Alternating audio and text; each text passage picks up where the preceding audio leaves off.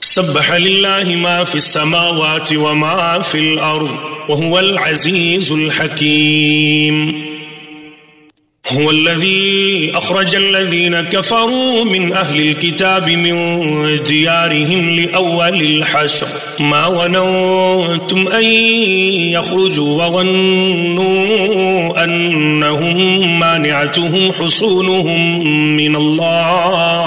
من الله فآتاهم الله من حيث لم يحتسبوا وقذف في قلوبهم الرعب يخربون بيوتهم بأيديهم وأيدي المؤمنين فاعتبروا يا أولي الأبصار. ولولا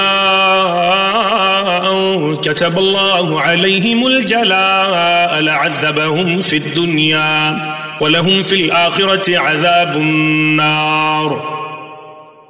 ذلك بأنهم شاقوا الله ورسوله ومن يشاق الله فإن الله شديد العقاب. ما قطعتم من لينة أو تركتموها قائمة على أصولها فبإذن الله وليخزي الفاسقين.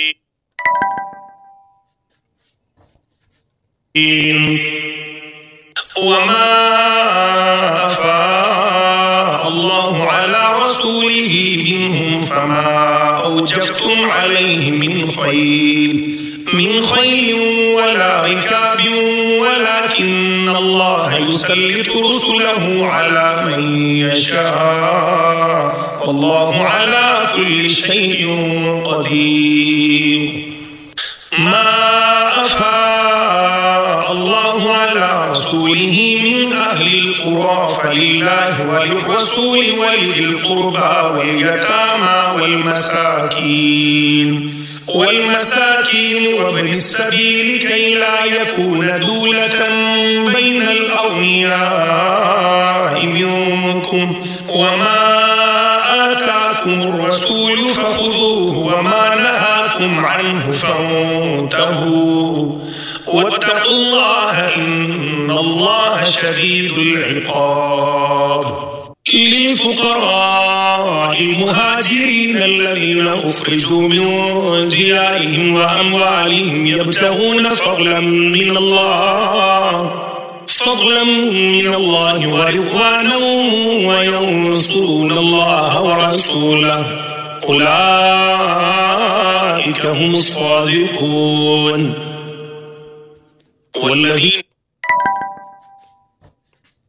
تبوأوا الدار والإيمان من قبلهم يحبون من هاجر إليهم ولا يجدون في صدورهم حاجة مما أوتوا ويؤثرون على أنفسهم ولو كان بهم خصاصة ومن يوق شح نفسه فأولئك هم المفلحون. والذين جاءوا من بعدهم يقولون ربنا اغفر لنا ولإخواننا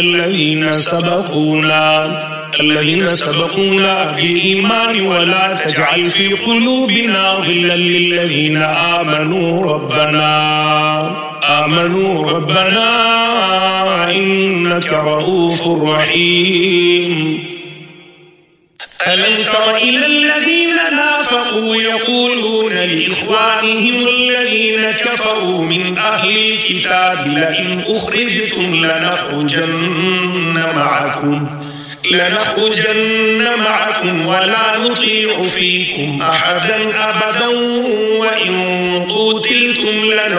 لننصرنكم والله يشهد إنهم لكاذبون. لئن أخرجوا لا يخرجون معهم ولئن قتلوا لا ينصرونهم ولئن نصروهم ليولن الأدبار ثم لا ينصرون. لأنتم أشد رهبة في صدورهم من الله ذلك بأنهم قوم لا يفقهون. لا يقاتلونكم جميعا إلا في قرى محصنة أو من وراء جدر بأسهم بينهم شديد تحسبهم جميعا وقلوبهم شتى ذلك بأنهم قوم لا يعقلون كمثل الذين من قبلهم قريبا ذاقوا وبال أمرهم ولهم عذاب أليم كمثل الشيطان إذ قال للإنسان اكفر فلما كفر قال إني بريء منك إني أخاف الله رب العالمين فكان عاقبتهما أنهما في النار خالدين فيها وذلك جزاء الظالمين يا أيها الذين آمنوا اتقوا الله ولتنظر نفس ما قدمت لغد واتقوا الله إن الله خبير بما تعملون ولا تكونوا كالذين نسوا الله فأنساهم أنفسهم أولئك هم الفاسقون لا يستوي أصحاب النار وأصحاب الجنة أصحاب الجنة هم الفائزون لو أنزلنا هذا القرآن على جبل لرأيته خاشعا متصدعا من خشية الله وتلك الأمثال نضربها للناس لعلهم يتفكرون هو الله الذي لا إله إلا هو عالم الغيب والشهادة هو الرحمن الرحيم هو الله الذي لا إله إلا هو الملك القدوس السلام المؤمن المهيمن العزيز الجبار المتكبر سبحان الله عما يشركون هو الله الخالق البارئ المصور له الأسماء الحسنى يسبح له ما في السماوات والأرض وهو العزيز الحكيم